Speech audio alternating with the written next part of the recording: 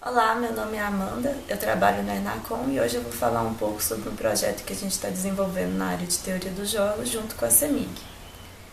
Bom, teoria dos jogos, o que é isso? Considere que você tem dois jogadores, um x1 e um x2, e ambos estão tentando maximizar o seu próprio lucro. Aqui eu vou descrever como uma função f1 e aqui um f2. Só que essa função depende tanto do x1 quanto do x2.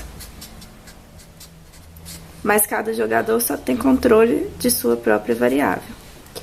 Também estamos considerando que esse jogo é limitado por constantes, ou seja, por exemplo, f1 e f2 tem que ser maior do que um x mínimo e menor do que um x máximo. Por exemplo, um x mínimo maior que um x máximo.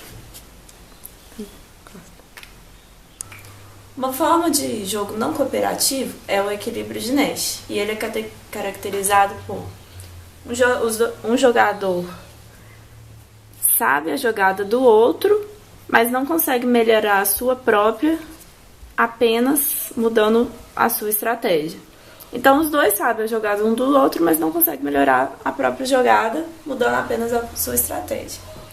E tem um outro tipo de estratégia que é chamada competição de Stackelberg, que é levemente diferente do equilíbrio de Nash, porque se trata de uma estratégia sequencial, ou seja, um primeiro jogador, que é chamado de líder, joga e passa sua estratégia para o segundo jogador, que vai otimizar em cima dela. Então, nesse caso, a gente sabe que o primeiro jogador, sua estratégia ótima, vai depender da estratégia ótima do segundo, mas o contrário não é verdadeiro. Então, a estratégia do segundo, aqui se você reparar, não é a estratégia ótima do primeiro. Temos também as estratégias cooperativas, ou seja, os dois jogadores, o x1 e o x2, se unem para maximizar as duas funções simultaneamente, f1 e f2. Então, eles vão ter controle das duas variáveis. Aí, o problema vai ser um problema de otimização multi-objetivo. Mas qual estratégia é mais vantajosa? Bom, isso depende também do tipo do problema, porque nem sempre você pode jogar todos os tipos de jogos. Mas considerando que pode, vamos pegar como exemplo esse jogo aqui, que x1, ele quer maximizar essa função f1 dada por x1 que multiplica c menos x2 mais x1. É uma função quadrática. Se a gente plotar aqui como fica as curvas de níveis, a gente tem essa função daqui. Se pegar aqui onde a derivada é zero de cada curva de nível, mais ou menos, e traçar uma reta, vai ser uma coisa mais ou menos assim. E essa é chamada a curva de melhor resposta da função. Agora, considerando que os dois jogadores têm essa mesma função objetiva, ou seja, um jogo simétrico. E aqui tem plotado a resposta dos dois jogadores, a curva de nível dos dois jogadores. A curva de melhor resposta do segundo vai ser igual fizemos para o primeiro, pegando aqui onde a derivada é zero e traçando uma reta.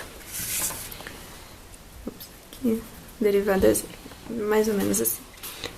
Então, para o equilíbrio de Nash, como a gente viu, os dois estão em sua melhor resposta. Então, os dois estão aqui em cima dessa curva de melhor resposta, tanto para um jogador quanto para o outro. Portanto, o equilíbrio de Nash é essa interseção aqui. Isso pode variar, aqui nessa função a gente está considerando só dois jogadores e a função só cortou em um ponto. Isso pode variar de acordo com a função, mas só para exemplificar seria isso aqui.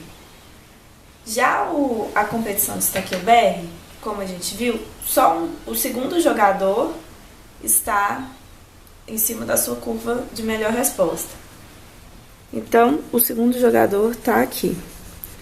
Mas o primeiro, ele não está necessariamente em cima da curva. Então, ele tem essa região toda aqui do gráfico que pode trabalhar para procurar qual é o seu ponto ótimo. Então, na pior das hipóteses, ele vai ter um ponto ótimo igual ao equilíbrio de Nash.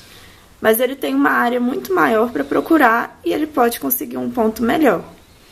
A mesma coisa acontece nos jogos não cooperativos. Nos jogos não cooperativos, você não está limitado pela curva de nível de nenhum. Então, nesse caso, teria a região factível inteira para procurar. Vou desenhar aqui com essa cor. Então, você teria a região factível toda para procurar. Então, no jogo cooperativo, na pior das hipóteses, ele vai ter o mesmo resultado que o jogo não cooperativo, mas ele pode ter um resultado melhor. Então, é isso a conclusão que a gente chegou, que o líder do jogo de Stackelberg vai ter uma resposta no mínimo igual, mas pode ser melhor do que o equilíbrio de Nash, e jogos cooperativos têm uma resposta no mínimo igual, mas também pode ser melhor do que jogos não cooperativos. E é isso, obrigada. Tchau.